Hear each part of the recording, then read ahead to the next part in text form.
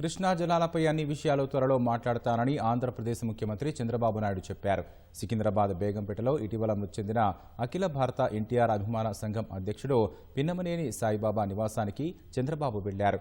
ఆయన చిత్రపటానికి పూలమాల వేసి నివాళులర్పించారు. పిన్నమనేని సాయిబాబా కుటుంబ సభ్యులను పరామర్శించి ప్రగాఢ సానుభూతి తెలిపారు. సాయిబాబా మృతి బాధాకరమన్న బాబు వారి కుటుంబానికి అండగా ఉంటామని భరోసానిచ్చారు.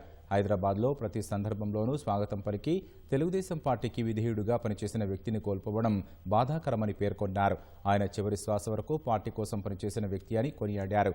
సమైక్య రాష్ట్రంలో వికలాంగుల కమిటీ చైర్మన్గా సేవలందించడం అభినందనీయమన్నారు. ఆయన కుటుంబం చాలా సమస్యల్లో ఉన్నట్లు తెలిసిందని, ఆ కుటుంబాన్ని గాడిన పెట్టే ప్రయత్నం చేస్తామని చంద్రబాబు నాయుడు హామీ ఇచ్చారు.